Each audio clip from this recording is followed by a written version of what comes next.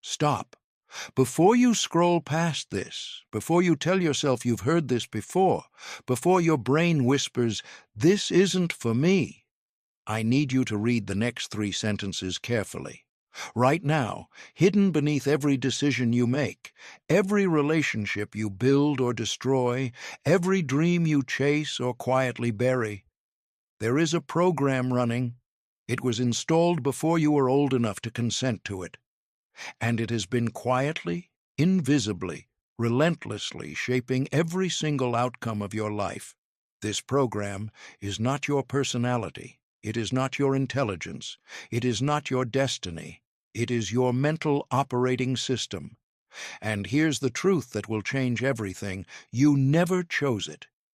Most people spend their entire lives living inside someone else's programming, carrying their parents' fears, their third-grade teacher's criticism, their childhood neighborhood's ceiling on what's realistic. They wake up every morning, open their eyes, and immediately begin running the same mental software they ran yesterday, the same loops, the same self-talk, the same invisible walls, and then they wonder why nothing changes. But what if the reason you haven't become who you want to be has nothing to do with willpower, talent, or luck? What if the problem, and the solution, is entirely biological? Welcome to the most important book you will ever read about yourself. What you're about to discover is not motivation. It's not a pep talk wrapped in pretty language. This is neuroscience translated into action. This is the science of how your brain was programmed, and the precise, step-by-step method for hacking it to build the exact person you want to become. Your personality is not your destiny. It is a sculpture, and you hold the chisel. Neuroplasticity, the brain's extraordinary scientifically proven ability to rewire itself at any age, is the foundation of everything in this book. Your brain is not concrete. It is clay. Every thought you think, every pattern you repeat, every identity you rehearse is literally reshaping the physical structure of your brain. You are always becoming someone. The only question is whether you're becoming someone by design or by default. This book is the shortcut, not the easy way, but the right way. The biological and psychological path from the self you've been to the self you've always known you could be. By the time you finish these pages, you will understand exactly why you think the way you think, feel the way you feel, and behave the way you behave. More importantly, you will have in your hands a complete system for rewriting every single one of those patterns. Your current self was built. Your future self can be built too. Let's begin. The invisible sculptor, how your mind builds your reality. Imagine 2 people walk into the same job interview on the same Tuesday morning in Chicago. Same job posting, same hiring manager, same conference room with the same lukewarm coffee and the same slightly too bright fluorescent lighting. One of them walks out with the offer. The other walks out replaying every word they said, convinced they blew it before they even sat down. Same room, same opportunity, completely different realities. Why? Most people would say confidence, or preparation, or chemistry. But those are just the symptoms. The real answer runs much deeper, all the way down to the invisible architecture of thought operating beneath conscious awareness. Here's what's actually happening in that conference room, and in every room of your life. Your brain, at any given moment, is being bombarded by approximately 11 million pieces of information per second. Sounds, sensations, social cues, memories, predictions, facial expressions, the temperature of the air, the tone of someone's voice. 11 million inputs every second without pause. Your conscious mind can handle about 40 of them. That means your brain is making a constant, ruthless editorial. decision, filtering out 10,999,960 pieces of information every single second and selecting only 40 that get to reach your awareness. And here is the critical question nobody asks. What determines which 40? The answer: your existing thought patterns and beliefs. Your brain doesn't filter reality randomly.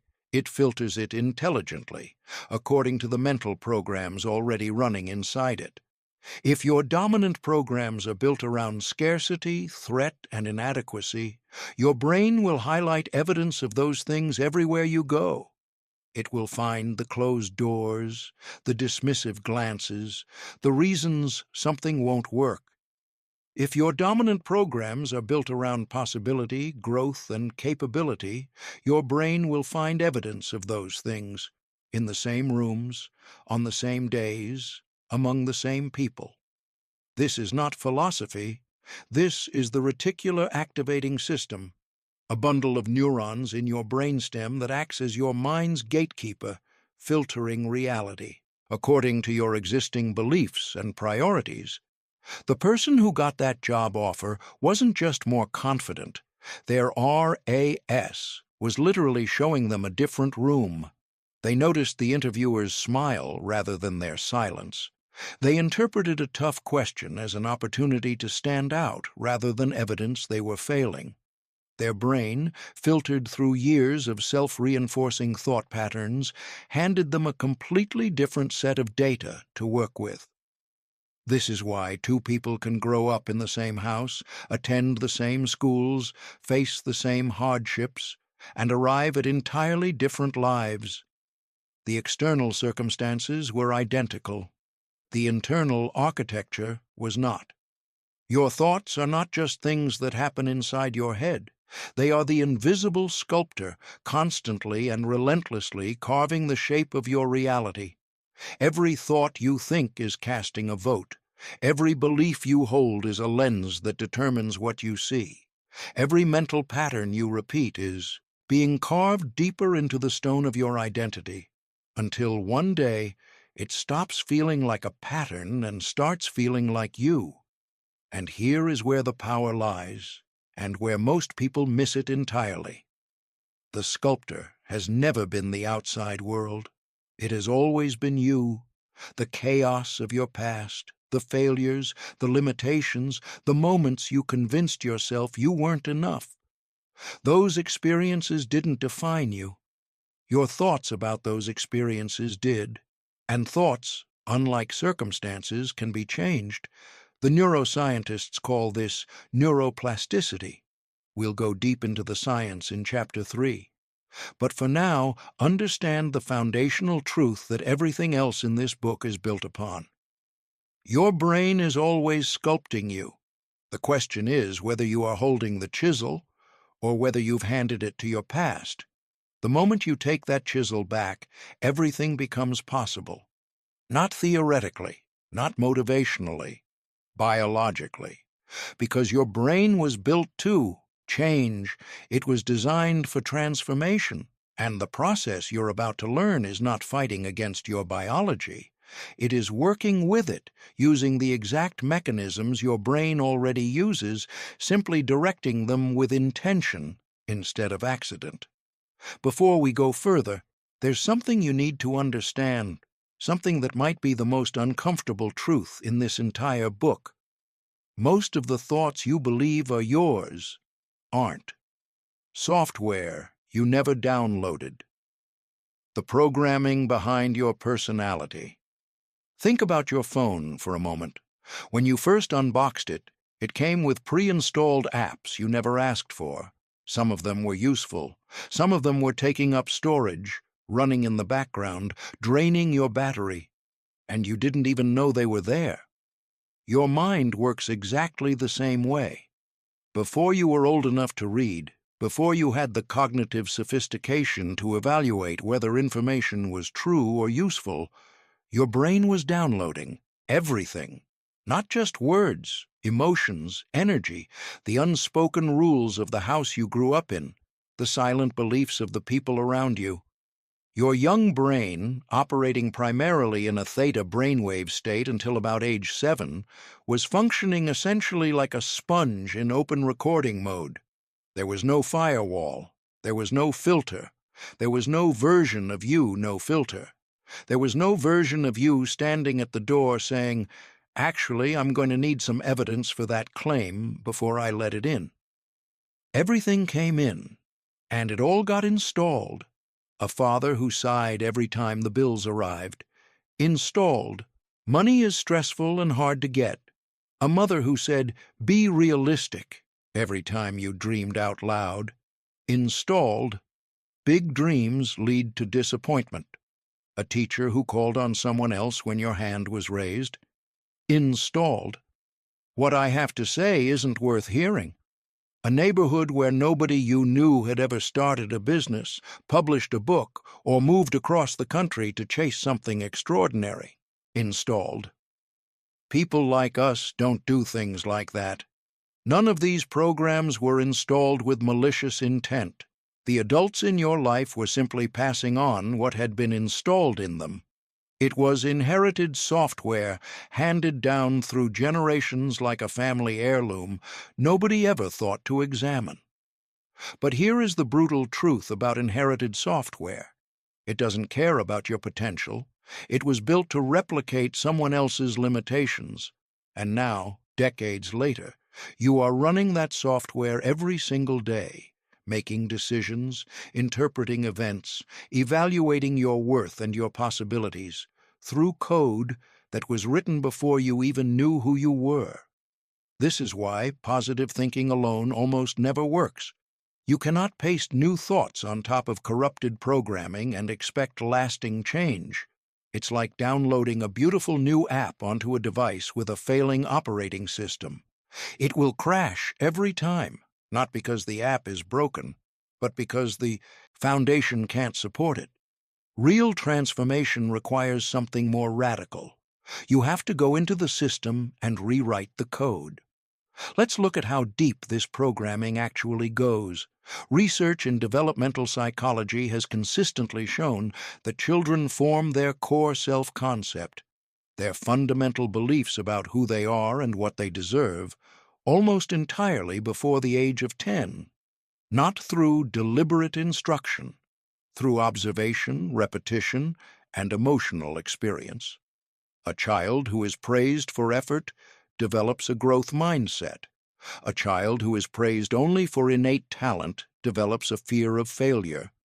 A child who grows up in a household where love feels conditional learns to perform for approval and carries that invisible performance anxiety into every relationship, every workplace, every quiet moment alone for the rest of their life. These aren't character flaws. They are learned programs. And here's what makes this even more insidious.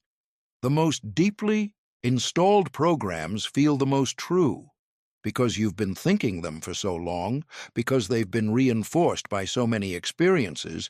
They feel less like software and more like reality itself. The person who believes they're not smart enough doesn't think, "I have a limiting belief about my intelligence." They think, "I'm just not that smart." The distinction feels invisible, but it's the difference between a cage and a life. Consider the unconscious program that runs beneath chronic overachievement in America, one of the most quietly destructive patterns in modern life. Millions of incredibly capable, professionally successful people are running a program that says, "Your worth is conditional on your output." They work 70-hour weeks not because they love every hour, but because somewhere in their early programming, rest became associated with unworthiness. They cannot simply be. They must always be producing. Or consider the program beneath chronic self-sabotage, the baffling pattern where someone gets close to something they say they want, and then, inexplicably, pulls away. A promotion, a relationship, a creative breakthrough. This isn't weakness. This is a program that equates success with danger. perhaps because childhood observation showed them that visible success attracts envy, or creates distance from the people they love, or demands a version of themselves they were told they weren't. The program protects them from a threat that no longer exists, and it costs them everything. Here's the liberating truth that makes this chapter worth reading. Every single one of these programs can be rewritten, not suppressed, not managed, not worked around, rewritten at the neurological level, using the same mechanism that installed them in the first place: repetition, emotional intensity, and focused attention, but this time with you in the driver's seat. The neuroscience is unambiguous on this point. The brain that learned to fear can learn to feel safe. The brain that learned scarcity can learn abundance. The brain that learned I'm not enough can learn genuinely, biologically, measurably, I am exactly what I need to be, and I am becoming more. But before you can rewrite the code, you have to be able to see it. The most important skill you will develop through this book is the ability to catch your automatic thoughts in the act, to notice, in real time, the moment an old program tries to run, and pause before it hijacks your reality. You are not your programming. You never were. You are the consciousness reading the program. And consciousness, unlike code, has the extraordinary ability to look at itself, recognize what isn't working, and choose something different. That's not a metaphor. That's neuroscience. The biological truth, neuroplasticity, and the rewiring revolution. For most of the 20th century, neuroscientists operated under a belief that shaped and limited everything we thought possible about human change. The belief was this: after a certain age, the brain is fixed. Like hardened concrete, like a photograph developed in a dark room, your neural architecture was considered permanent once you passed childhood. The patterns were set, the pathways were locked.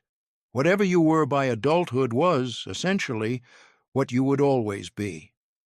This belief was wrong, and the discovery of its wrongness is arguably the most significant revolution in the history of human psychology. The term is neuroplasticity, from neuro, relating to neurons and the nervous system, and plastic, capable of being shaped or molded. What decades of cutting-edge research have confirmed, in laboratory after laboratory across the world, is that the human brain retains its capacity for profound structural change throughout the entire lifespan. Not just minor adjustments, not just small improvements in skill, fundamental, measurable, physical restructuring of the brain itself, new neural. Connections formed, existing ones strengthened or pruned, entire networks reorganized based on what you think, what you repeatedly do, and what you choose to focus on. Your brain is not concrete. It is living tissue, and living tissue responds to its environment. Here is the basic mechanism, explained as simply as possible. Every thought you think creates a pattern of electrical and chemical activity along specific neural pathways, networks of neurons that fire together in a sequence. The first time you think a particular thought, the pathway is faint, like a trail through uncut grass. Difficult to follow, requiring effort to navigate. But every time you think that same thought again, the pathway strengthens. Myelin, the fatty sheath that insulates neural connections, builds up around the pathway, making the signal faster and more efficient. Repeat the thought enough times, and what was once a rough trail through tall grass becomes a 4-lane highway, smooth, automatic, effortless. This is Hebb's law, formulated by neuroscientist Donald Hebb in 1949 and confirmed by every major neurological study since. Neurons that fire together wire together. What this means in practical terms is breathtaking. Every time you think, I'm not capable of this, you are making that thought faster, stronger, and more automatic. Every time you think, "I can figure this out," you are doing the same for that thought. Your brain is constantly, tirelessly, biologically reinforcing whatever you practice mentally, regardless of whether it serves you. Now consider the evidence that makes this undeniable. Researchers at University College London studied taxi drivers in the city, people who must memorize thousands of streets, routes, and landmarks across one of the world's most complex urban environments. Brain scans revealed that experienced London cab drivers had measurably larger hippocampuses, the brain region responsible for spatial navigation and memory, than control groups. Their physical brain structure had changed because of what they had repeatedly thought about and practiced. Stroke patients who lose motor function on one side of their body and undergo intensive rehabilitation, deliberately, repeatedly attempting to use the affected limb, have been documented to reroute motor function to undamaged parts of the brain. Neurons that had never been responsible for moving an arm begin taking over that function. New neural architecture builds around the damage.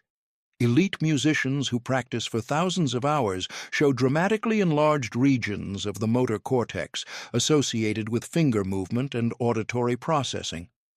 The brains of concert pianists are, neurologically speaking, structurally different from non-musicians, not because of genetics, but because of practice. Now, apply this to your mental life. Every morning you wake up and immediately rehearse anxiety about the day ahead. You are practicing anxiety. You are building stronger, more automatic pathways for anxious thinking. Your brain is becoming, quite literally, better at feeling anxious. Every morning you wake up and deliberately direct your attention to what you're grateful for, what you're capable of, and who you're becoming. You are practicing that, building those pathways. Your brain is becoming measurably better at optimism, capability, and forward momentum. This is not positive thinking. This is neurobiology. The three principles that govern rapid neural rewiring are repetition. Consistency is the foundation. The brain strengthens what you practice most often. One powerful thought experienced once creates a whisper of a pathway. The same thought practiced daily for 30 days creates a highway. Emotional intensity. The brain's amygdala, your emotional processing center, acts as a highlighter. High emotion experiences are flagged as important and encoded more deeply. This is why a humiliating moment in third grade can still affect your behavior at 35. The emotion burned the experience into your neural architecture. The same principle, used deliberately, means that when you combine new thought patterns with genuine positive emotion, excitement, gratitude, determination, the rewiring happens dramatically faster. Focused attention, mindless repetition barely moves the needle. Distracted, half-engaged affirmation practice is largely ineffective. But when you bring your full, concentrated awareness to the thought or belief you're installing, when you are present with it, feeling it, inhabiting it, your brain responds with accelerated structural change. Here is the most exciting research finding of all. Studies using fMRI brain imaging have demonstrated that mental practice, vivid, detailed imagination of performing an action, activates the same neural pathways as physically performing the action. Athletes who spend part of their training time in structured visualization show measurable improvement in physical performance, even without additional physical practice. Their brains cannot distinguish between an experience that was vividly imagined and one that was physically lived.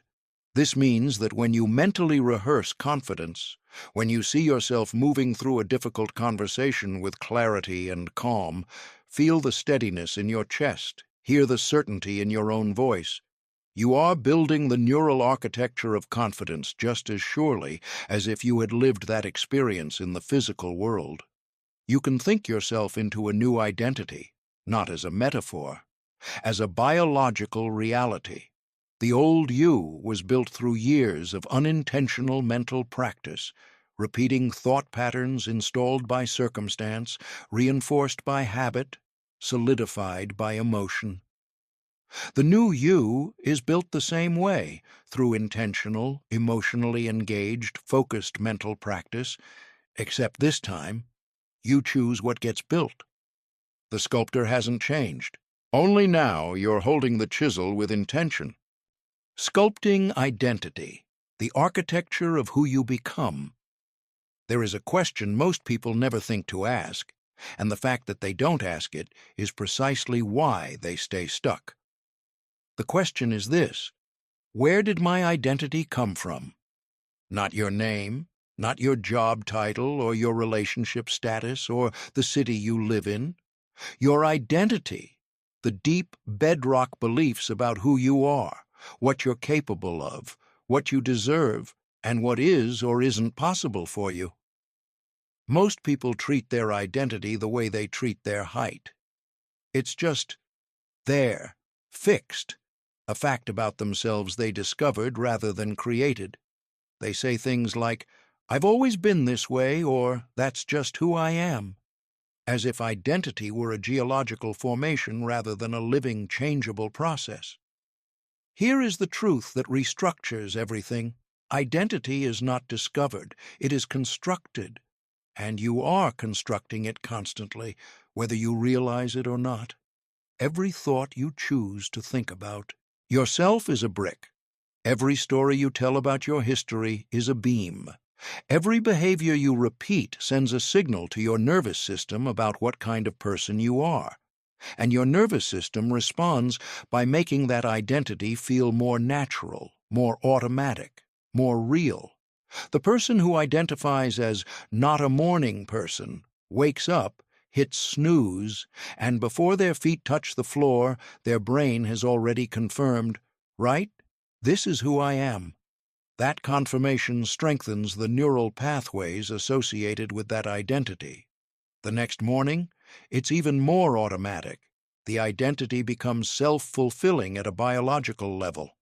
The same process, run deliberately, is how elite performers in every field build identities that most people assume are simply who those people are. Psychologists call this identity-based thinking, and it is the single most powerful leverage point in the entire architecture of personal change. Here's the distinction that separates people who achieve lasting transformation from those who cycle endlessly through self-improvement attempts without lasting results. Most people try to act their way into a new identity. They set goals, build habits, track behaviors, all from the perspective of their current identity, reaching toward a different one. But lasting transformation requires you to be your new identity first, and let the actions flow naturally from there. This sounds subtle. It is, in fact, revolutionary. Consider two people who both want to become writers. The first person thinks, "I want to be a writer. I need to write more. I'll try to write for 30 minutes each day." Every morning, this person has to summon willpower to write, because writing feels effortful, foreign, like something they're trying to become. Most days, the effort wins. Some days, Netflix wins. The identity of writer remains a destination they're struggling toward. The second person makes a different decision. They say, "I am a writer." Writers write. What would a writer do with this hour? They don't argue with the identity or try to earn it. They simply inhabit it. And from inside that identity, writing isn't an effort toward a goal. It's just what they do, because it's who they are. The external behavior looks similar. The internal experience is completely different. And over time, the results diverge dramatically, because one person is fighting their identity every day, and the other is flowing from it. James Clear articulated a version of this in modern behavioral science. But the neurological mechanism goes even deeper. When you consistently think from a new identity, Your brain starts to build the neural architecture that makes that identity feel natural. The reticular activating system starts filtering reality in ways that support the new identity. You begin to notice, attract, and create evidence that reinforces who you've decided you are. You are not pretending, you are practicing, and practice, at the neurological level, is indistinguishable from reality. Let's get specific about how identity sculpting actually works in practice, because the theory without the process is just philosophy. Step 1. Define the identity with precision. Not, I want to be more confident. That's too vague to install neurologically. Instead, I am someone who speaks first in meetings, approaches new people with genuine curiosity, and takes on challenges that scare me because I know growth lives on the other side of discomfort. Precision gives your brain a specific sculpture to carve. Vague intentions produce vague results. Step 2. Begin thinking from the identity immediately, not toward it, from it. Before you've lost 30 pounds, before you've hit the revenue number, before anyone else has confirmed that you've changed, you begin asking in every situation, what would this person think right now? How would they interpret this setback? What would they choose in this moment? Step 3. Take identity-consistent actions, especially small ones. Every time you take an action consistent with your new identity, you send a neurological signal. This is who I am. The brain responds by making the identity feel more natural. Small, consistent, identity-aligned actions compound faster than any grand gesture. Step 4. Narrate the identity into permanence. The stories you tell about yourself, to yourself and others, are not just descriptions. They are instructions. When you say, I used to be someone who gave up, but now I'm the kind of person who figures it out, you are literally programming your neural architecture. Tell the new story. Repeat it. Let it become the lens through which you interpret your own history. Step 5. Build your environment around the identity. Your environment is not neutral. It is either confirming your old identity or your new one. The books on your shelf, the people you spend time with, the content you consume, the physical spaces you inhabit, all of it is constantly sending signals to your subconscious about who you are. Redesign your environment to reflect the identity you're building. The sculptor doesn't wait until the marble looks like the finished statue before picking up the chisel. They begin with the vision, make the first cut, and trust that every deliberate stroke brings the sculpture closer to what it was always meant to become. You are the marble. You are also the sculptor. And you have been chiseling your entire life, unconsciously, by default, with tools handed to you by people who never examined their own sculpture. Now you get to choose. The prison with no walls, dismantling limiting beliefs. Somewhere in the world right now, there is an elephant standing in a field, held in place by a thin rope tied to a small stake in the ground. The elephant could pull that stake out of the ground with a casual flick of its head. It weighs 5 tons. The rope is nothing. The stake is nothing. But the elephant doesn't move, because when it was a calf, that same rope tied to that same stake was enough to hold it. It pulled and couldn't get free. Eventually, it stopped pulling. And now, full-grown, enormously powerful, capable of knocking down trees, it stands perfectly still, imprisoned by a belief that was true when it was small and is catastrophically false now. This is a story about you. The limitations that hold most people in place are not current realities. They are outdated conclusions, beliefs formed when you were smaller, less resourced, more dependent, that never got updated when you grew beyond them. The child who was told, "You're not the smart one in the family," doesn't grow into an adult who consciously believes they're unintelligent. They grow into an adult who mysteriously avoids intellectual challenges, who deflects praise about their capabilities, who experiences an inexplicable resistance every time they try to pursue education or ambitious pine projects. The original belief went underground, but it never stopped running. Psychologists call these core limiting beliefs, and they are arguably the most consequential psychological phenomenon most people know nothing about. Here's what makes them so devastatingly effective. They feel like reality, not like beliefs. A belief that says money is dangerous doesn't announce itself as a belief. It announces itself as practical wisdom. See, every time people in my family got money, it caused problems. I'm just being realistic. The belief has accumulated so much confirming evidence, filtered through the very RAS we discussed in Chapter 1, that it feels indistinguishable from objective observation. They operate below conscious awareness. You cannot fight what you cannot see. Most limiting beliefs live in the subconscious, the part of your mind that processes 95% of your neural activity and runs the vast majority of your behavior on autopilot. Your conscious mind might be saying, "I want success," while your subconscious mind is running a program that says, "Success is not safe for people like me." The subconscious will win that battle every time. It has 100-to-1 processing advantage. They create self-fulfilling prophecies. A person who believes they are bad at relationships will unconsciously choose partners, create situations, and respond to conflicts in ways that confirm that belief. Not out of masochism, out of neurological loyalty to an established identity. The brain finds safety in confirmation, even when what's being confirmed is painful.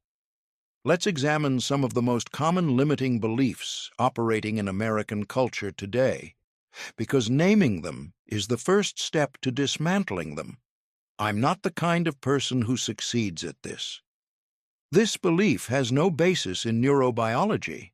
The kind of person who succeeds at anything is a person who practiced the skills and thought patterns that success requires, and then kept practicing until those patterns became automatic.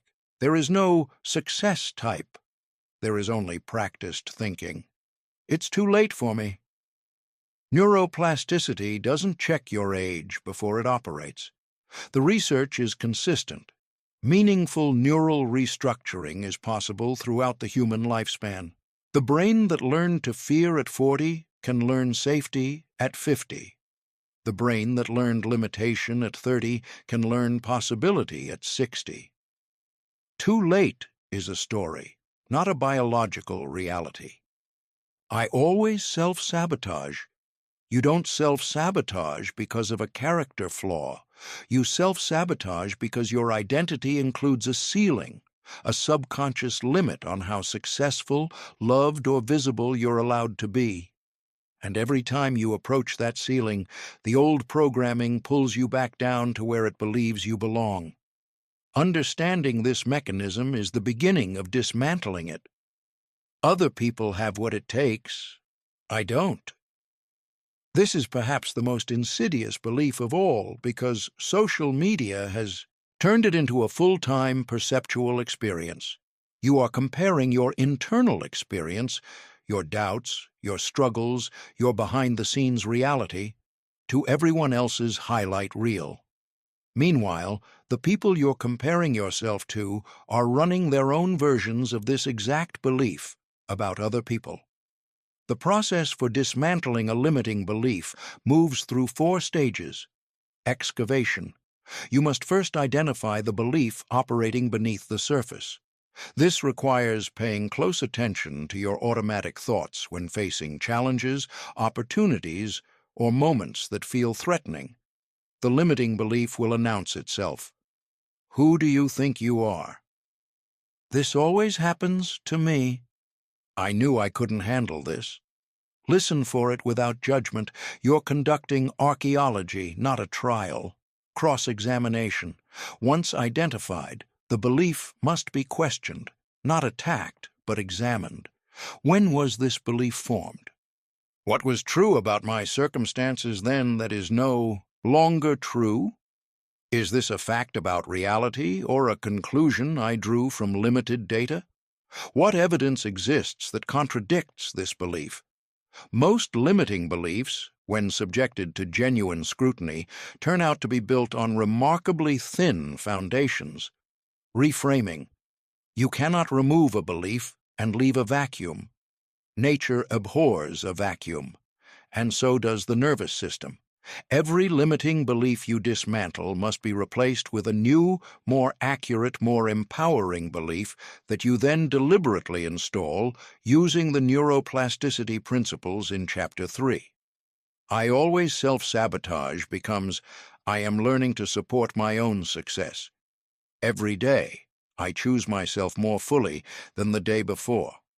Embodiment. The new belief must be felt, not just thought. This is where most people fall short.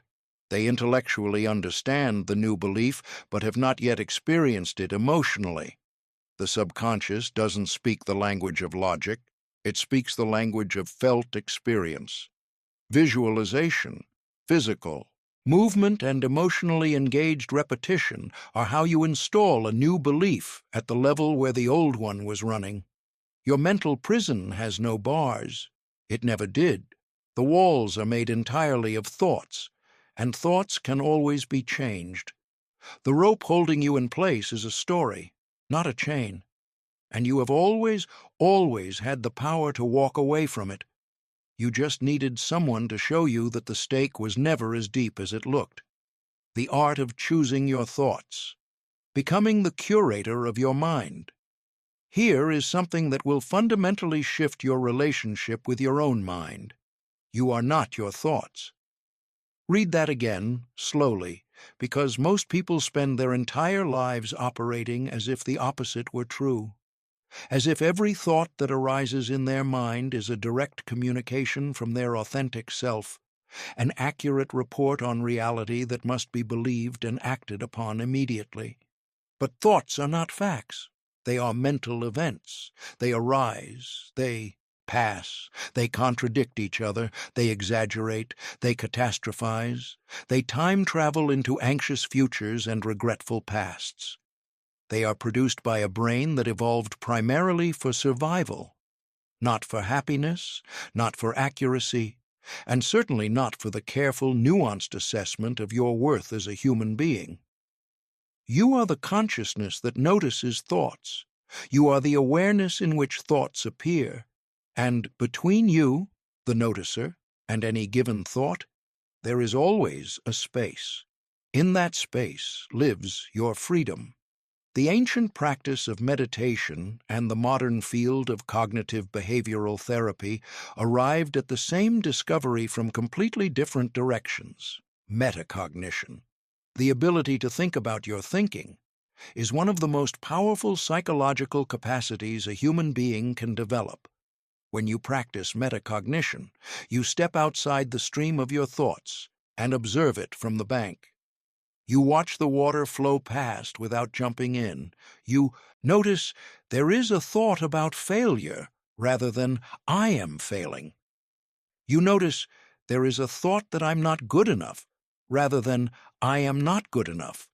This shift from being the thought to observing the thought creates a transformation in your relationship to your own mind that is difficult to describe but impossible to unsee once you've experienced it. Because from the observer position, you gain something extraordinary: choice. You can look at a thought and ask, does this serve me? Is it true? Is it useful? Does it align with the identity I am building? And then, and this is the radical act, you can choose whether to feed it your attention or redirect your attention elsewhere. Your attention is not neutral. It is the most powerful resource you possess. Whatever you consistently direct your attention toward grows, neurologically, emotionally, and experientially. This is not metaphysics. This is the concrete biological reality of how attention shapes neural architecture.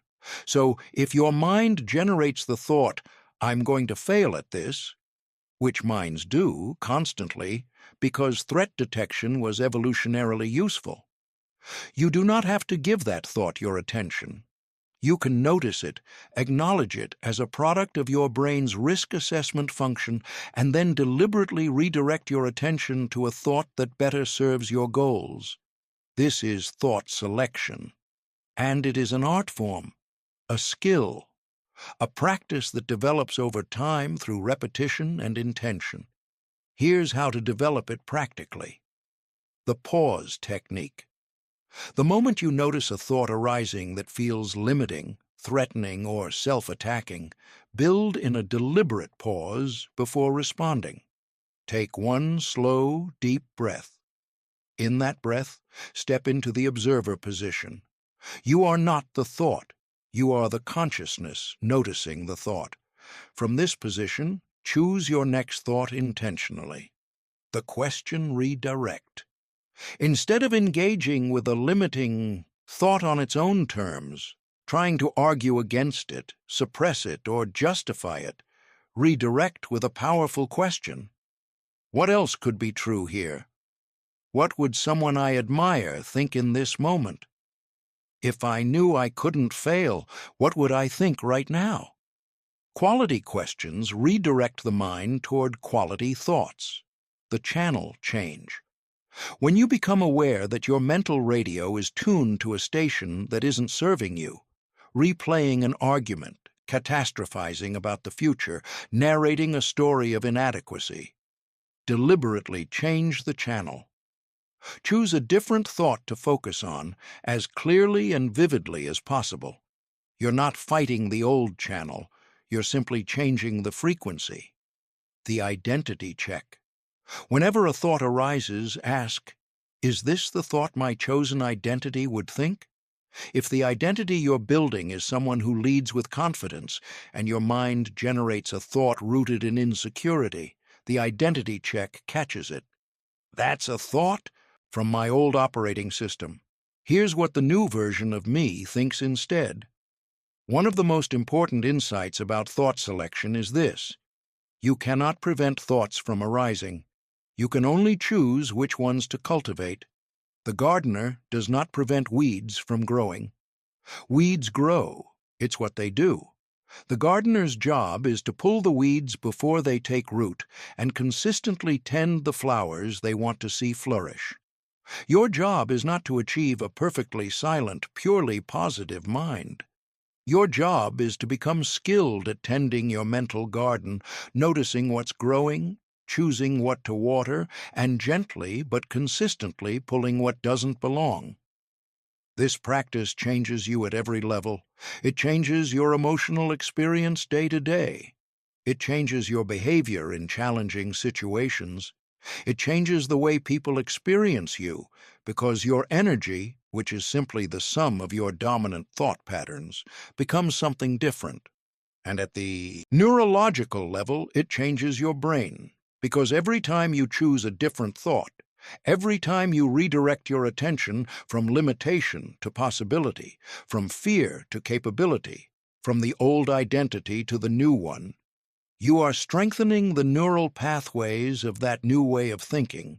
You are practicing the mind you want to have, until one day it is simply the mind you have. Upgrading the operating system, practical neural reprogramming.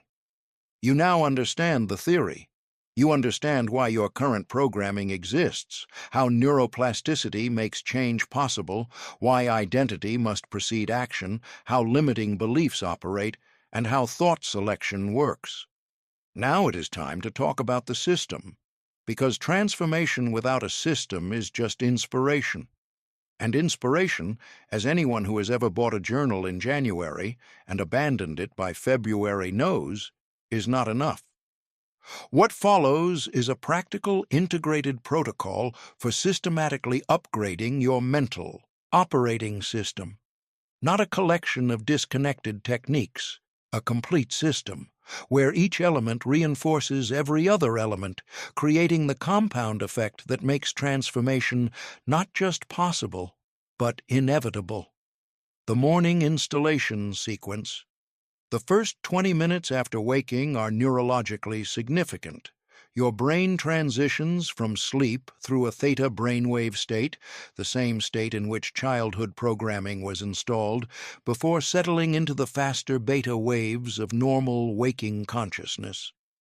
This theta window is a period of heightened neurological receptivity. It is the optimal moment to install new programming. Most people waste this window completely. They grab their phone, absorb a rush of news, social media, and other people's urgency, and spend the first 20 minutes of their day installing other people's programming into their most receptive neural state. Instead, use this sequence. Grounding. 2 minutes. Before any external input, lie still and take 10 slow, deliberate breaths. With each exhale, consciously release any residual stress from sleep. With each inhale, invite the quality, confidence, clarity, creativity, whatever your focus is, into your body. Identity declaration. 3 minutes. Speak aloud, not in your head, but physically aloud. 3 to 5 statements about your chosen identity, not goals. Identity statements. I am someone who moves through challenges with clarity and calm. I am building a life that reflects my values. I am capable of handling whatever today brings. Say them slowly, with feeling. Your nervous system responds to your voice differently than to silent thought. Visualization, 10 minutes. This is the central practice. Close your eyes and mentally experience your desired reality. Not from the outside looking in, but from inside your own body. See through the eyes of your future self. Feel what they feel. Inhabit a specific scenario in vivid sensory detail.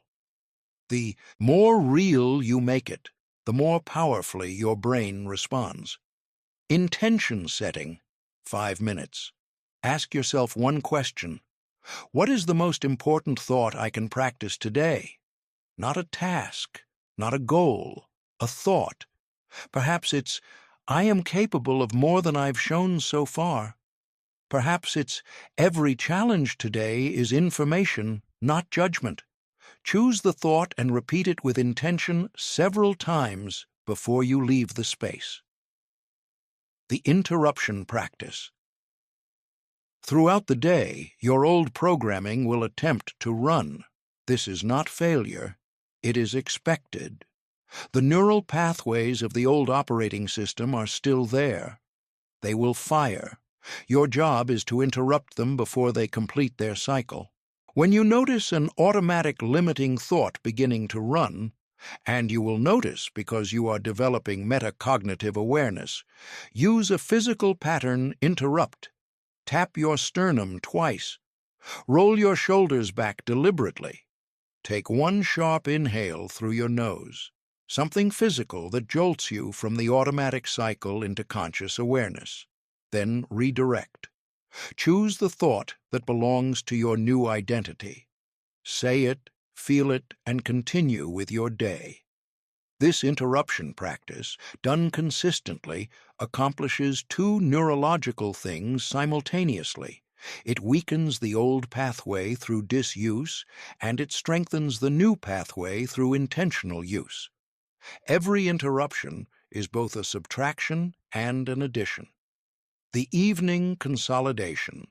Sleep is when your brain consolidates the learning of the day, moving information from short-term processing to long-term storage. What you think about in the 30 minutes before sleep will be prioritized for consolidation. Most people spend this window scrolling through content that activates stress, comparison, or overstimulation, and then wonder why they sleep poorly and wake up unrested. Instead, use this window deliberately. Review 3 moments from the day when you operated from your new identity. They may be small, a conversation handled with more confidence than usual, a limiting thought you caught and redirected, a decision made from your desired identity rather than your old patterns. Acknowledge each one specifically. Your brain responds to positive evidence by consolidating the pathways that produced it. Visualization. One more time. Brief this time. 5 minutes. Same practice as the morning. You are sending your subconscious mind into sleep with a clear image of who you are becoming. Your brain will continue processing this identity during sleep. Gratitude, not as a spiritual practice, but as a neurological one. Genuine gratitude activates the prefrontal cortex, the brain's seat of conscious, intentional thinking, and releases dopamine, which enhances memory consolidation.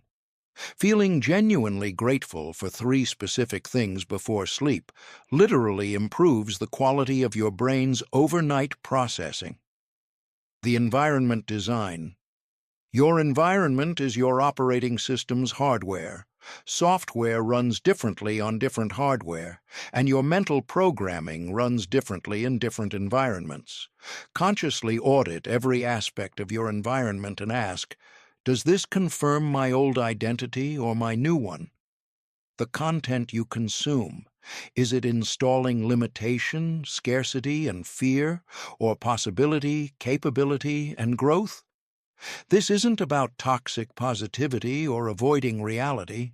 It's about recognizing that your brain absorbs the dominant tone of the information it processes and adjusting your information diet accordingly. The people you spend the most time with. Research consistently shows that your attitudes, beliefs, income, and self-concept tend toward the average of the 5 people you spend the most time with, not because of social pressure, but because of neurological entrainment. Your brain literally syncs to the mental patterns of those around you. Your physical space, the objects around you, the way your environment is organized, the visual cues in your daily spaces, all of it sends constant signals to your subconscious about who you are and what is normal for you. Design your space to reflect the identity you're building. The weekly audit. Once a week, spend 20 minutes answering 3 questions in writing. What thought patterns did I practice most this week? Be honest, not what you intended to practice, what you actually practiced. What evidence did I collect that my new identity is becoming more real? Look carefully. Evidence accumulates faster than people notice. What old program tried to run this week, and how did I respond? This is not about judgment. It is data collection. You are studying your own operating system with scientific curiosity, not moral assessment. Writing these answers accomplishes several things. It forces metacognitive awareness, it documents your progress in ways that your mind can later use as confirming evidence, and it activates the prefrontal cortex's ability to create narrative, which is one of the most powerful identity-solidifying activities the human brain can engage in. The system is not complex, but it requires something that most people find surprisingly difficult: consistency without perfection. You will miss mornings. You will forget the evening practice. You will catch an old thought pattern running and follow it for 20 minutes before you notice. None of this is failure. All of it is the process. The operating system doesn't upgrade in a single brilliant moment. It upgrades one consistent, intentional practice at a time, until one day you realize that the thoughts arising naturally in your mind are different from the ones that used to arise. Until you catch yourself responding to a challenge the way your new identity responds, without having to think about it. That is not the end of the process. That is when the process becomes effortless. Mental conditioning, training the mind. Like a champion, Kobe Bryant used to arrive at the practice facility hours before any other player, not to work on physical skills, though he worked on those obsessively, but to sit alone in an empty gym and mentally rehearse.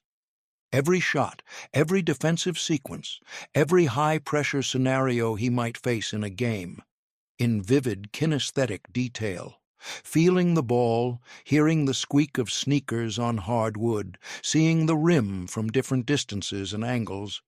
He called it his mental edge.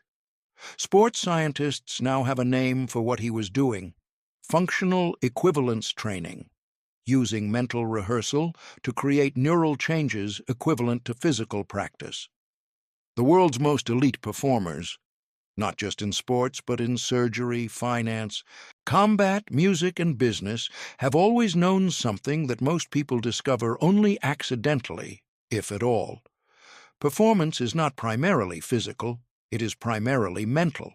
And mental performance, like physical performance, is the result of training. Most people treat their mental state the way amateurs treat their physical conditioning, reactively. They feel anxious, and they react to the anxiety. They feel unmotivated, and they react to the lack of motivation. They face pressure, and they react to the pressure. They are passive recipients of whatever mental weather happens to arrive. Elite mental conditioning is the practice of becoming the cause of your mental states rather than their effect. It is learning to generate the precise internal conditions, focus, confidence, resilience, creativity that your best performance requires, and to access those conditions on demand regardless of external circumstances. This is not natural talent. This is trained skill. Conditioning for unshakable focus. The average adult attention span has shortened significantly in the smartphone era, not because human neurology has changed, but because the capacity for sustained attention requires practice, and most people have replaced practice with distraction. Focus is literally a muscle. It strengthens through exercise and atrophies through disuse. The exercise is simple, difficult, and extraordinarily powerful. Choose an object of attention and practice keeping your attention there. When attention wanders, and it will, because wandering is attention's default state, notice that it has wandered and return it without judgment to the chosen object. That act of return is the mental equivalent of a bicep curl. Each return strengthens your capacity for sustained attention. Over weeks and months of consistent practice, your ability to maintain focused concentration transforms, which transforms your ability to learn, create, and perform in every domain. Conditioning for emotional regulation. Most people have only two options for handling difficult emotions: suppress them, which creates psychological pressure that eventually explodes, or be controlled by them, which makes emotional state entirely dependent on circumstances. There is a third option, and it is the foundation of emotional intelligence. Feel the emotion fully, extract its information, and choose your response. The training for this looks like this. When a strong emotion arises, anxiety before a high-stakes situation, anger in a conflict, shame after a mistake, practice what researchers call affect labeling. Name the emotion specifically. Not, "I feel bad," but, "I am experiencing anxiety about the outcome of this meeting." The act of labeling an emotion activates the prefrontal cortex and reduces amygdala activation. Measurably in fMRI studies, you literally calm your brain's threat response by naming what you're feeling. From there, ask, what is this emotion? Trying to protect or communicate? Emotions are information, not instructions. Anxiety is your brain's prediction of threat. Anger is your brain's signal that something important to you feels violated. Understanding the message allows you to respond to the actual situation rather than to the emotional alarm. Then choose, given what I know about who I am becoming, how do I want to respond? This three-step process, label, listen, choose, practiced consistently in low-stakes situations, becomes automatic in high-stakes ones. This is why emotional regulation must be trained before you need it, not in the moment you're overwhelmed by it. Conditioning for mental resilience. The most reliable differentiator between people who achieve meaningful goals and those who don't is not intelligence, talent, or resources. It is resilience, the capacity to encounter failure, setback, and disappointment and continue forward without collapsing the identity that's doing the moving. Resilience is not toughness. It is not the absence of pain. It is the practiced ability to process adversity quickly and extract from it whatever is useful for forward movement. The key mental skill in resilience is cognitive reframing, the deliberate practice of examining an event from multiple perspectives and choosing the interpretation most aligned with growth. When you fail at something, and if you're attempting meaningful things, you will fail regularly, your automatic interpretation is likely to be one of the following: evidence of inadequacy. This proves I'm not capable.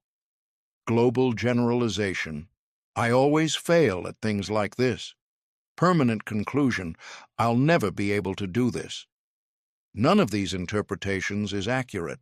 All of them are neural habits, patterns of interpretation that, through repetition, have become your automatic response to failure. The reframe. This is information. What did I learn? What would I do differently?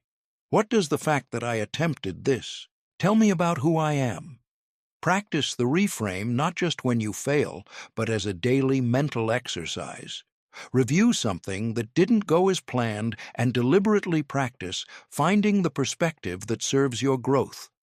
Over time, the brain begins to generate this perspective automatically, not because you're in denial about difficulty, but because you've conditioned your interpretive patterns to default toward learning rather than judgment. Conditioning for peak state access. Elite performers in every field develop what sports psychologists call pre-performance routines, specific sequences of thought, breath, and physical movement that reliably trigger optimal mental states before high-stakes moments. The mechanism is classical conditioning. When you consistently perform the same sequence while already in a peak state, your nervous system learns to associate the sequence with that state. Eventually, the sequence itself triggers the state, not because of magic, but because of learned neurological association. Design your own peak state trigger. It might be 3 slow, deep breaths, followed by rolling your shoulders back and saying a specific phrase to yourself. It might be a particular piece of music combined with a specific physical gesture. It doesn't matter what the sequence is. What matters is that you practice it consistently while actively generating the emotional state you want to access, until the association is strong enough to work automatically.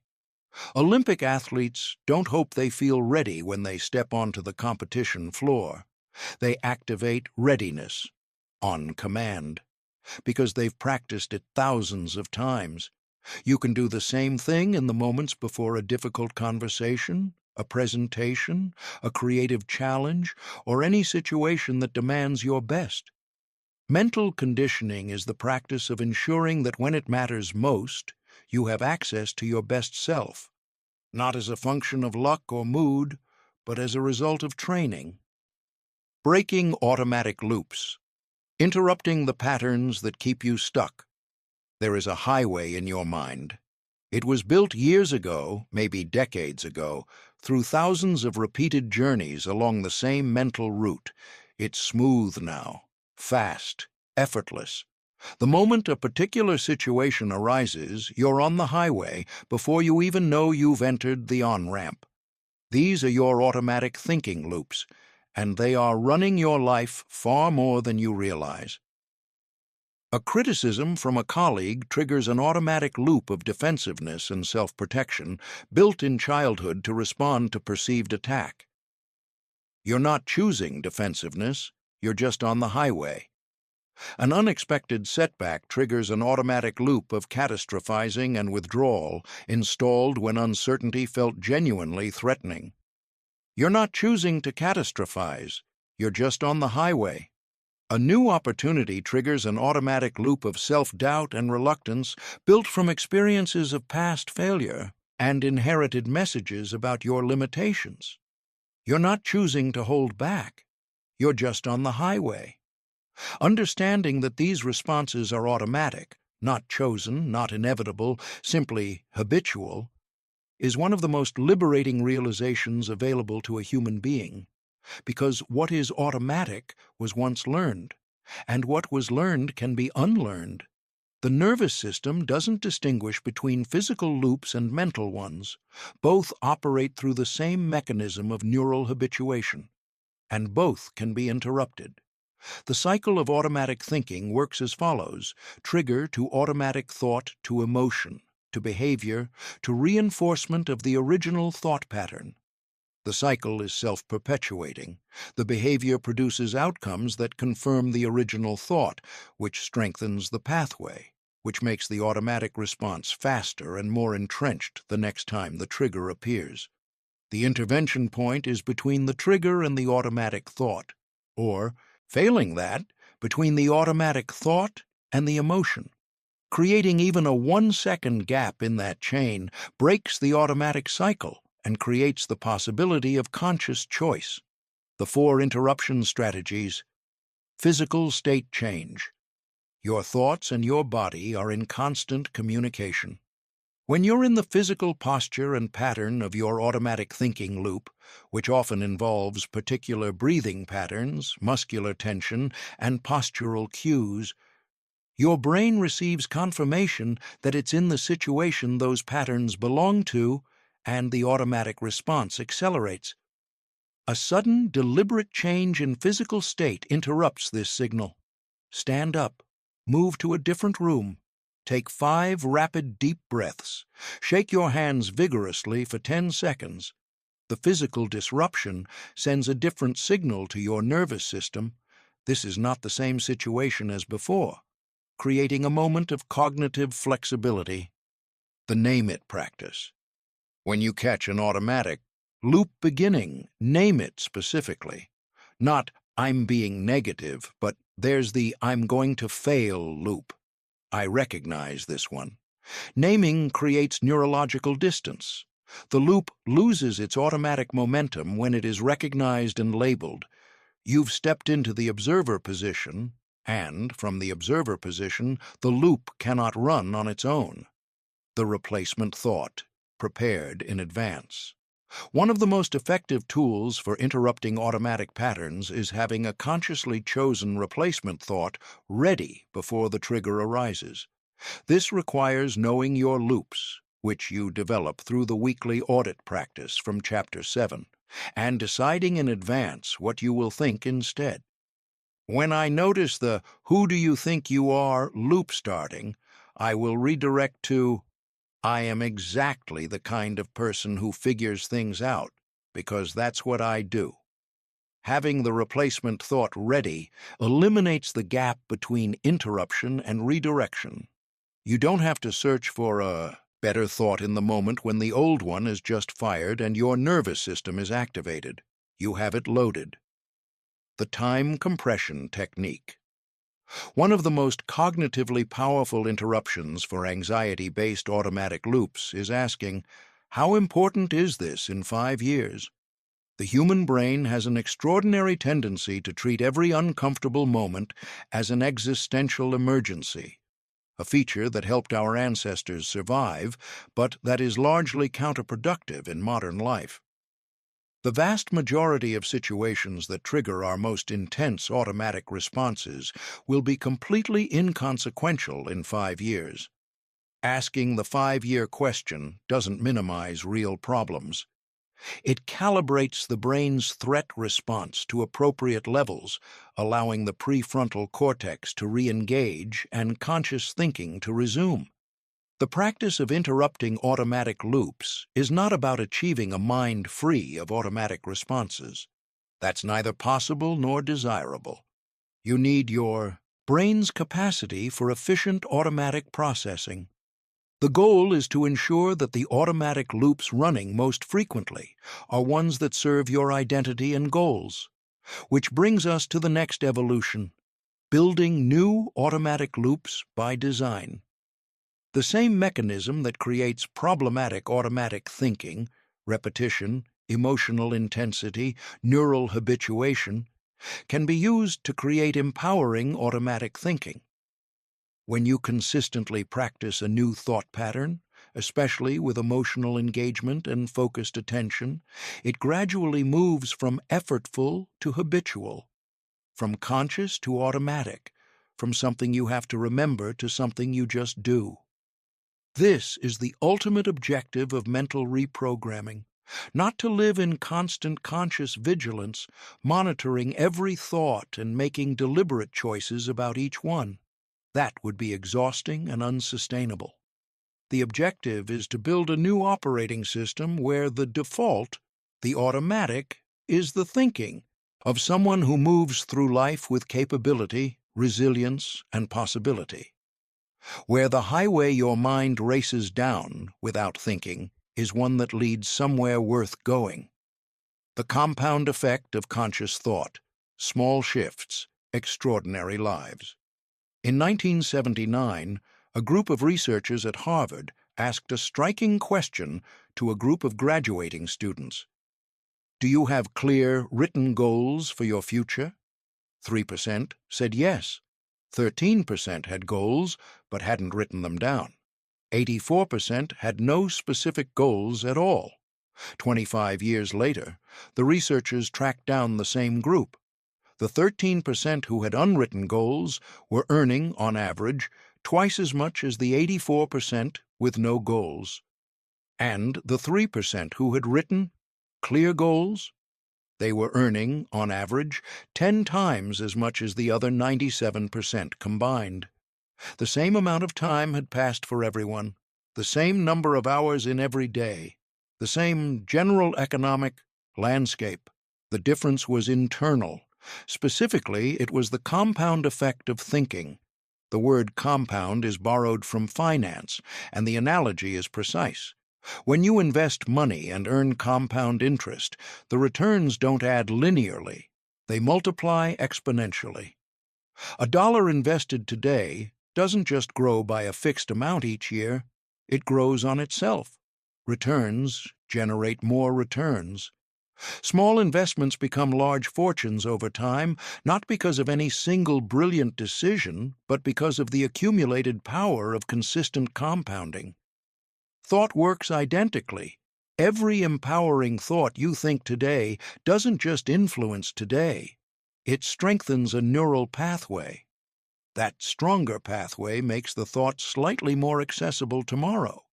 Tomorrow's version of the thought is slightly more automatic, slightly more confident, slightly more natural, which means it influences your decisions slightly more, which affects your actions slightly more, which shifts your results slightly more, which gives you slightly more confirming evidence, which makes the next version of the thought even stronger.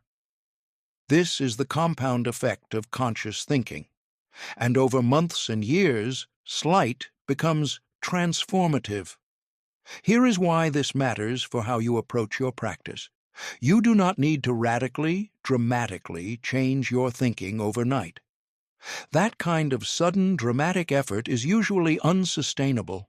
The effort required to sustain it depletes the system, and the inevitable return to familiar patterns feels like failure. What you need is a small, consistent improvement in the quality of your dominant thoughts. One slightly more empowering interpretation of a setback. One slightly more capable self-assessment before a challenge. One slightly more expansive vision of what's possible for your future. Applied every day, compounded over time, these small improvements produce extraordinary results. This is also why the early stages of mental reprogramming can feel frustratingly invisible. You practice for 3 weeks and your life doesn't look dramatically different. Your bank account hasn't changed. Your relationships look similar. The same challenges are still present. But underground, below the surface, the compound effect is building. Neural pathways are strengthening. Automatic patterns are shifting. Your filtering system, the RAS, is beginning to attune to different signals. Evidence of possibility is beginning to accumulate. Compound interest looks like nothing for a long time. Then it looks like everything. The people who are most effective at harnessing the compound effect of conscious thinking share several practices. They think in trajectories, not snapshots. They don't ask, "Where am I today?" They ask, "Where are my current thought patterns taking me over the next 5 years?" This trajectory-based thinking allows them to make investments in better thinking, even when the current return seems negligible. They track their compound growth. They keep journals, reflect weekly, and actively look for evidence that their thinking is evolving. This isn't vanity, it's neurological reinforcement. Each piece of evidence of growth that you consciously acknowledge becomes input that accelerates the compound effect. They protect their compound investment. They understand that negative thoughts compound just as powerfully as positive ones. And they treat prolonged negative thinking loops the way a serious investor treats bad financial decisions, as something to course-correct quickly, not something to catastrophize about, but not something to ignore either. They play the long game. The compound effect rewards patience and punishes urgency. The people who demand overnight transformation and quit when it doesn't materialize will always be outperformed by the people who commit to small, consistent, daily improvement, because the compounding is happening in the biology of their brain, and biology operates on its own timeline. The most important thing to understand about the compound effect of conscious thinking is that it is already operating, right now, in your mind. The question is not whether your thoughts are compounding, they are. The only question is whether the compound is working for you or against you, and that, uniquely, specifically, powerfully, is something you can choose. The Reality Creation Protocol. A step-by-step system for building your future. Everything you currently have in your life, your relationships, your finances, your career, your health, your sense of self, is the materialized result of past thinking, not in a mystical sense, in a rigorously practical one. Your past thinking determined what you noticed and what you missed. It determined the decisions you made and the ones you avoided. It shaped the risks you took and the ones you shrank from. It defined the identity from which you made every choice. And identity, as we've established, drives behavior, and behavior drives results. Your current reality is, in a very concrete sense, a physical sculpture of your past mental patterns, which means your future reality is being sculpted by your current mental patterns, right now. This conversation is being built. The Reality Creation Protocol is a systematic, 6-phase approach to making that process conscious and intentional, so that the reality you're building is one you've chosen rather than one you've inherited. Phase 1. Mental architecture. Before a building is constructed, an architect creates detailed blueprints. The blueprint must exist before anything physical can be built, not as a vague wish, but as a precise, detailed design. Your mind needs the same. Mental architecture means creating a vivid, specific, emotionally alive picture of the reality you want to create, not a goal list, not a vision board, a fully inhabited mental experience of your desired future. Where are you? What does your environment look, sound, and feel like? Who is around you? What conversations are you having? How do you feel as you move through your day? What challenges come your way, and how does the person you've become respond to them? What has become easy that used to be hard? What do you think about yourself? The more sensory and emotional detail you can generate in this mental blueprint, the more effectively your brain can organize itself around it. Your subconscious mind operates in images and feelings, not words. Give it images and feelings. Phase 2. Neural installation. This is the practice of programming your brain to find your desired reality natural and inevitable rather than foreign and aspirational. Neural installation happens through the daily visualization practice described in Chapter 7, but with a specific emphasis. You are not watching your future from the outside. You are living it from the inside. The difference is neurologically significant.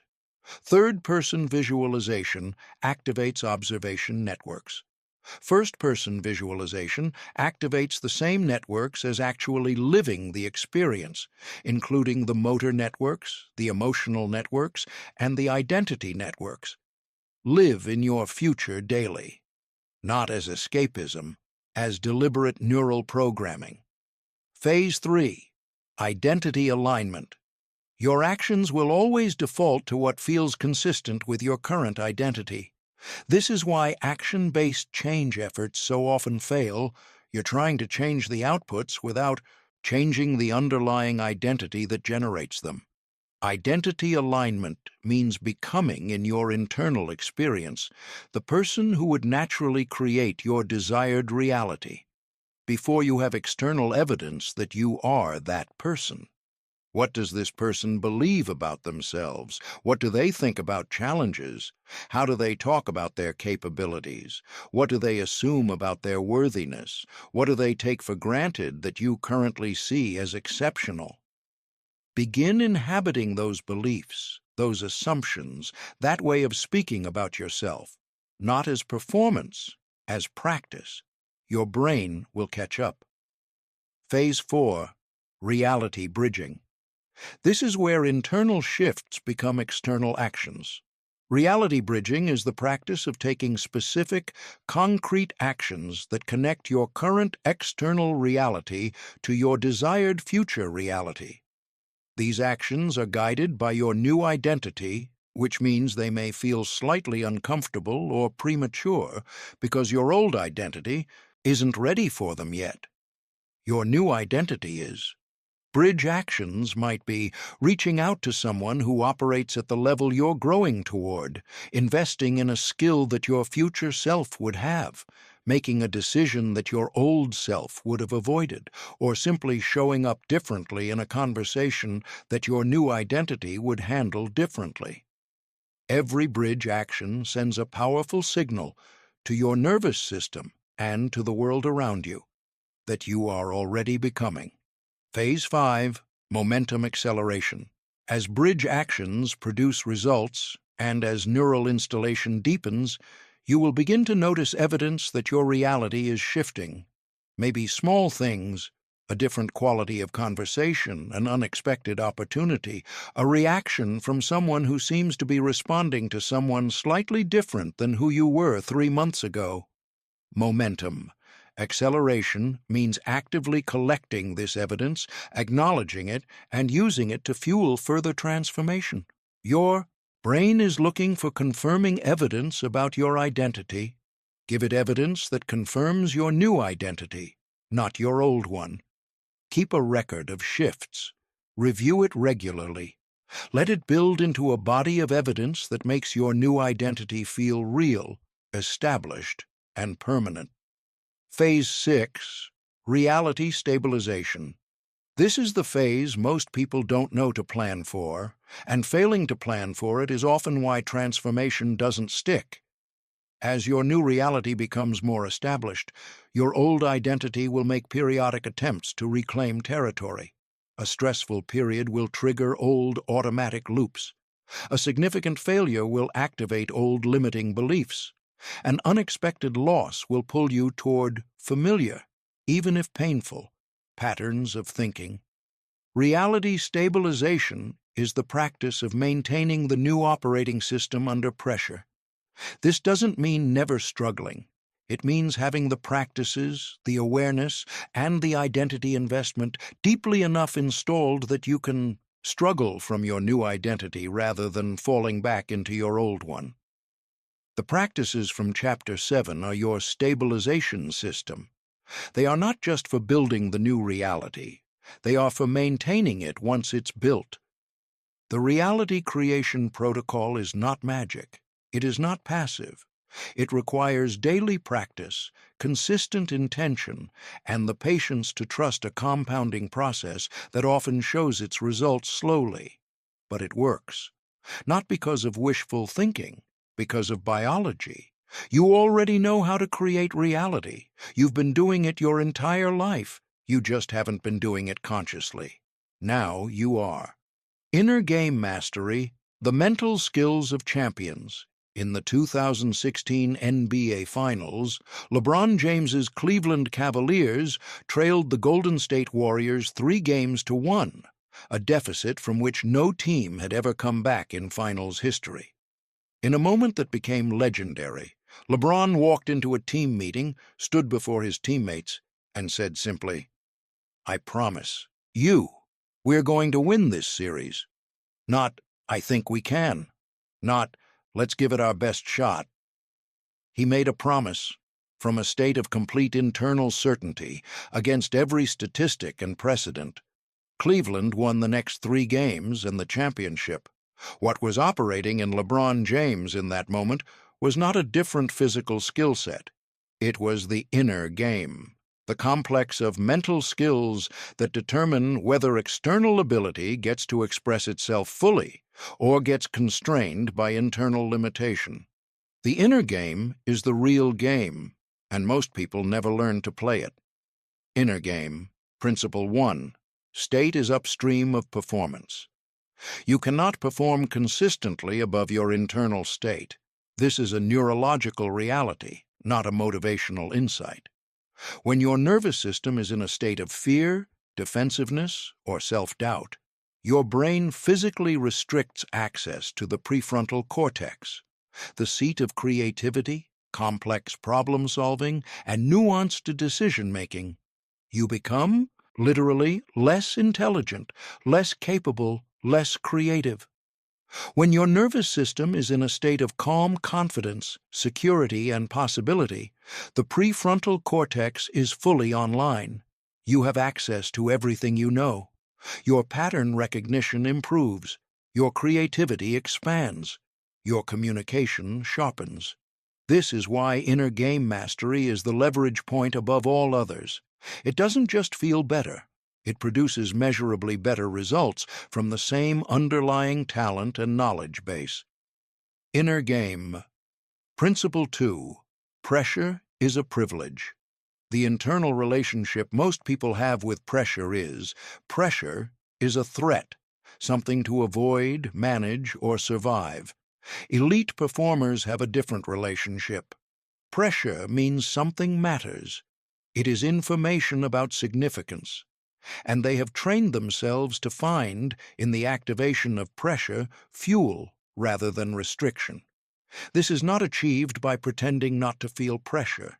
It is achieved by changing the interpretation of the pressure signal, through practice, through exposure, and through developing sufficient internal stability that pressure no longer threatens the identity doing the performing.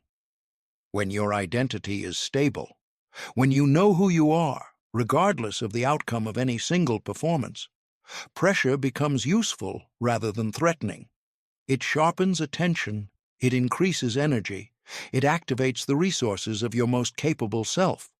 Inner game principle. 3. The observer cannot fail.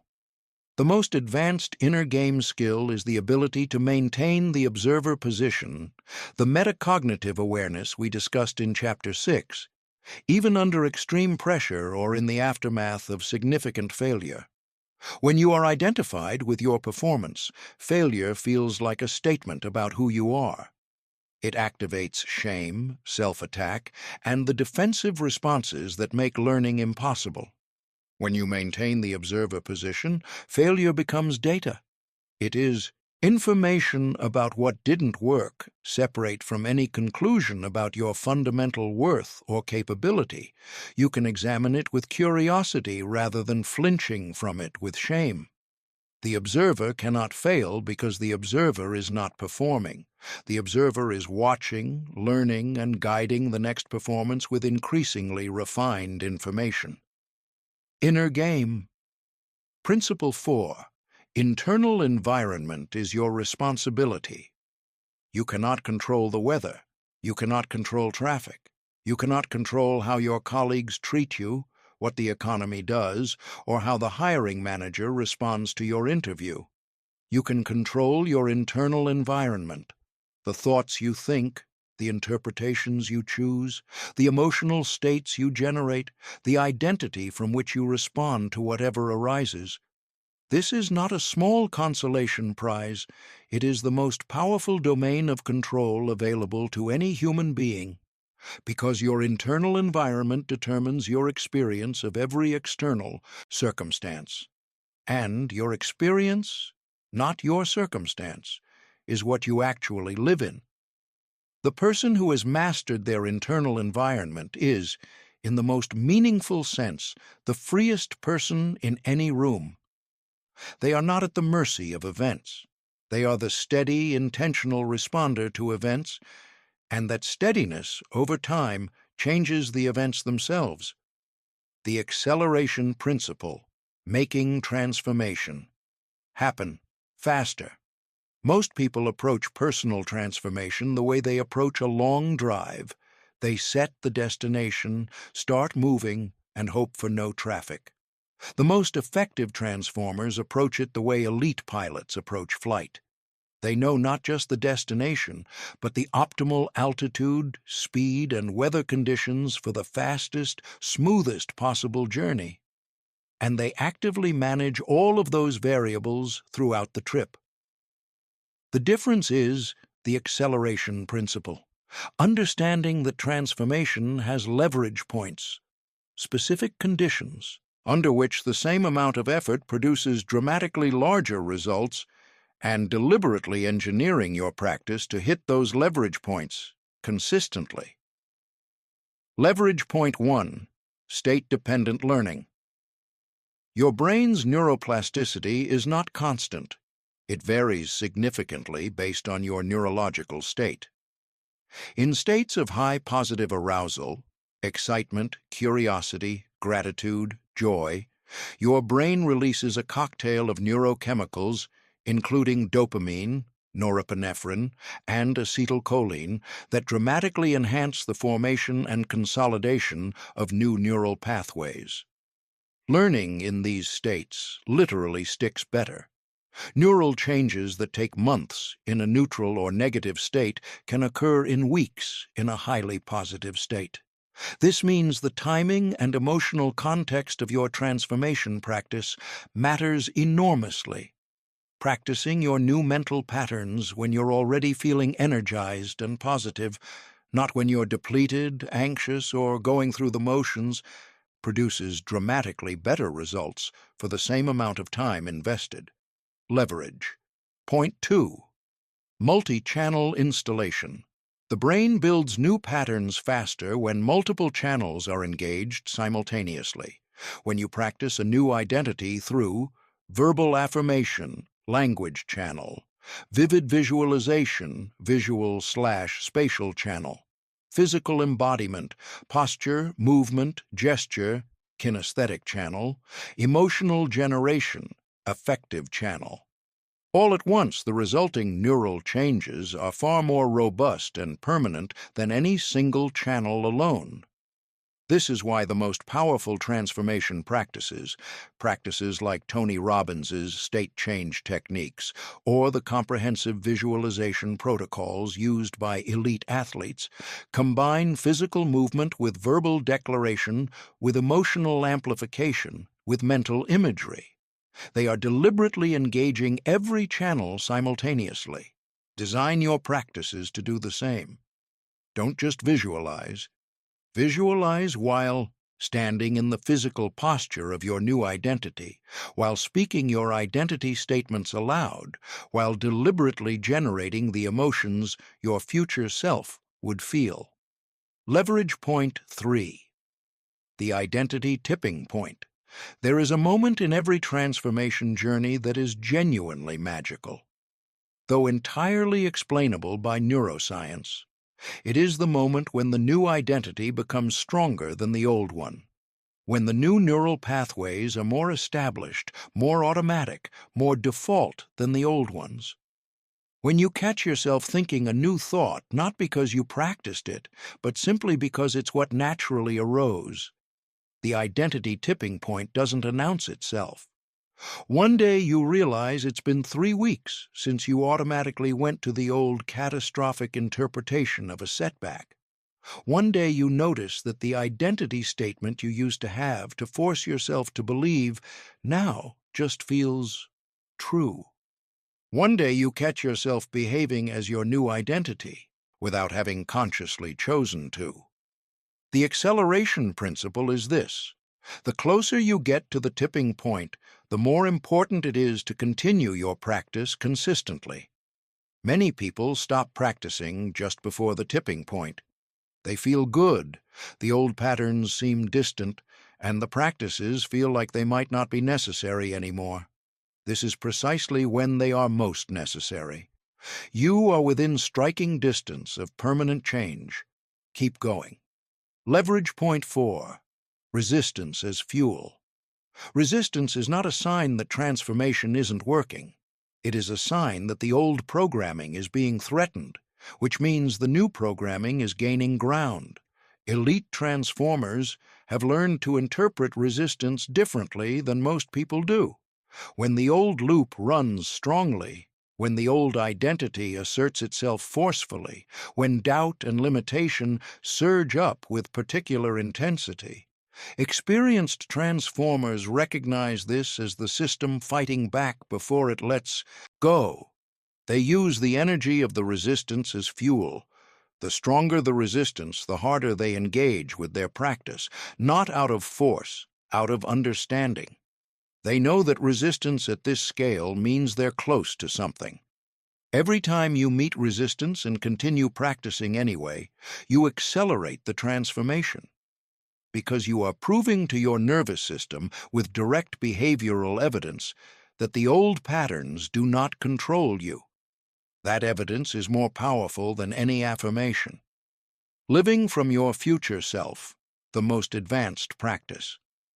There is a version of you that exists right now in your imagination, not as fantasy, but as potential, the natural, inevitable evolution of who you would become if everything you're working on in this book crystallized fully, if the limiting beliefs dissolved, if the new identity took hold completely, if the compound effect ran its full course. This future self is not who you pretend to be. They are who you actually are, beneath the layers of conditioning that have temporarily obscured that. The most advanced practice in this entire system is learning to live from that self, to use their perspective, their confidence, their wisdom, and their emotional groundedness as the operating platform for your daily experience, not after you've transformed. During the transformation. This requires a specific mental skill called temporal perspective shifting, the ability to mentally inhabit a future vantage point and view your current circumstances from there. Here's what this looks like in practice. You're facing a challenge, a difficult conversation, a professional setback, a moment of self-doubt. And from your current perspective, it feels significant, potentially overwhelming. The threat feels real. The stakes feel enormous. Now, shift. Mentally step into the consciousness of the version of you who is 5 years further along, who has already navigated this type of challenge successfully, who has already become the person you're building toward, who looks back at this moment as simply one of many steps on a journey they are deeply glad they took. From that vantage point, ask, how does my future self see this moment? What do they know that my current self can't yet see? What perspective do they have on this challenge that would make it more navigable, more meaningful, or less catastrophic than it currently feels? The answers that arise when you ask these questions from a future self perspective are often startling in their clarity and compassion. Your future self has equanimity about this moment. They know it resolves. They know you come through it. They know the growth it produces, and they have something to offer your current self. Perspective. Perspective is perhaps the most powerful psychological resource available to a human being. Almost nothing that feels catastrophic from inside the moment feels equally catastrophic from 6 months outside of it. The temporal shift of future self-awareness gives you access to that perspective without having to wait 6 months to get it. Beyond problem-solving, living from your future self changes the quality of every decision you make. Your future self makes decisions from abundance. They are not afraid of scarcity because they have navigated scarcity and come through it. They make decisions from security. They don't need external validation to feel okay because they have developed enough internal foundation that their okayness doesn't depend on outcomes. They make decisions from genuine values rather than reactive emotion. They have done enough inner work to know what actually matters to them, separate from what they've been conditioned to pursue. When you access this perspective in real time and practice applying it to daily decisions, you begin making choices that your old self would have been unable to make. Not because you have more external resources, but because you have more internal clarity. The practice of connecting with your future self works best in a specific format. Find a quiet moment, preferably in the morning or evening. Close your eyes, take several slow, deep breaths, and allow your nervous system to settle. Then, mentally travel forward, 5 years, 10 years, whatever feels most alive, to a version of yourself who has fully become what you're working toward. Don't construct this person analytically. Let them emerge. Allow yourself to feel what it feels like to be them. Notice their posture, their energy, the quality of calm in their presence. Spend 2 or 3 minutes simply being with them, inhabiting their state. Then ask, "What do you most want me to know right now?" And listen. The answer that arises is not from outside you, it is from the part of you that already knows who you are becoming, the part that has always known beneath the conditioning and the fear and the inherited limitations. It is the voice of your potential speaking with the authority of someone who has already actualized it. This practice, done consistently, creates something remarkable. It collapses the psychological distance between who you are now and who you're becoming. It makes your desired future self feel less like a distant aspiration and more like a present reality that your current experience is simply in the process of catching up to. And that shift, from becoming to being, is the moment transformation stops being work and starts being simply how you live. The new you begins now. Your life is waiting. This is the moment everything changes. Not when you finish the next course, not when your circumstances improve, not when someone else gives you permission or the world gives you a sign, or you finally feel ready in the way that ready people feel ready. Now, in this exact moment, with these words still in your awareness, because here is what you now know, not as an idea, but as a lived understanding. You are not your conditioning. You are the consciousness that can observe your conditioning and choose to change it. Your personality was never your destiny. It was an operating system, sophisticated, adaptive, remarkably efficient, but built from someone else's code.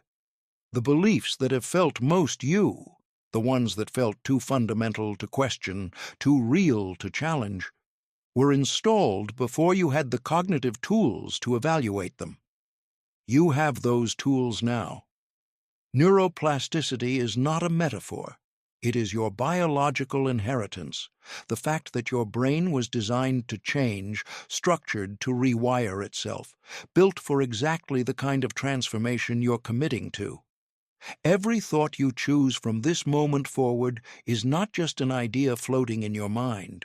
It is a literal instruction to your neural architecture. It is changing your brain. You are always becoming someone. The question you get to answer from this moment on is, Who? The answer does not have to be who you've been. You now understand the compound effect. How a small, consistent improvement in the quality of your dominant thoughts, applied daily with emotional engagement and focused attention, becomes unrecognizable transformation over months and years.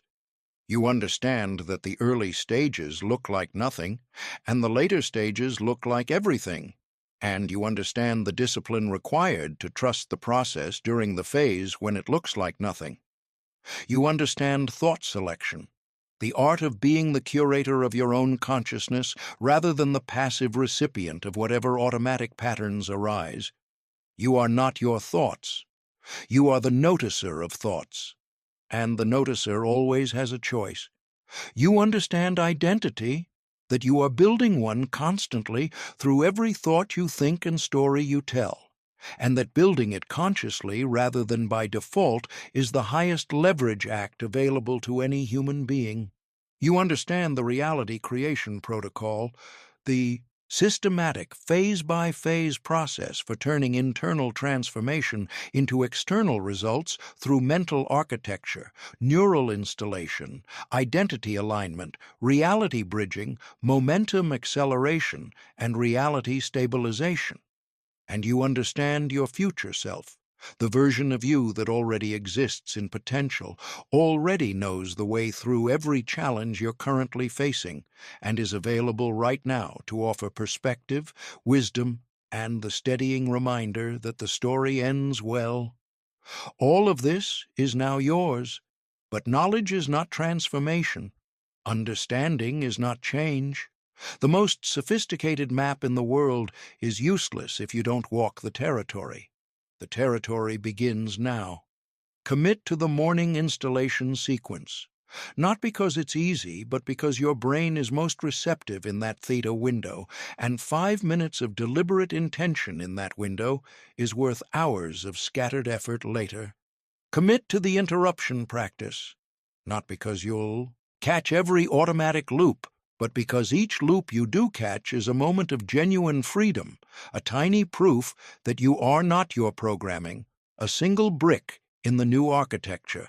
Commit to the evening consolidation, not because there's always time, but because what you put into your subconscious mind in the 30 minutes before sleep is what gets prioritized for consolidation, and your future is built from what your brain chooses to consolidate. Commit to the identity. Say it, feel it, live from it, before you have evidence, before others confirm it, before your external circumstances have caught up. The identity comes first. The evidence follows. This is the biological reality of how transformation actually works. And when it gets hard, and it will get hard, not because you're doing it wrong, but because the old patterns are deeply established and the brain's resistance to change is real, remember the compound effect. Remember that the hardest moment in any transformation is usually just before the tipping point. Remember your future self, who has already stood on the other side of this difficulty and knows with complete certainty that it was worth it. The sculptor does not give up when the marble is tough. They trust the chisel. They trust the vision. They trust that every deliberate stroke is bringing the sculpture closer to what it was always meant to become. You are the marble. You are the sculptor. You are the vision. And you have everything you need to begin. The new you is not a future possibility. The new you is the decision you make right now. To think differently, to choose deliberately, to inhabit your new identity not someday, not gradually, not after the conditions are right, but today, in this moment. As the first act of a life you are building consciously, your thoughts created your past. Your thoughts are creating your present. Your thoughts will build your future. The only question left is the one that has always been, yours to answer. What will you choose to think? Whatever you choose, consistently, deliberately, with emotional engagement and focused attention, you will become completely. The new you starts now.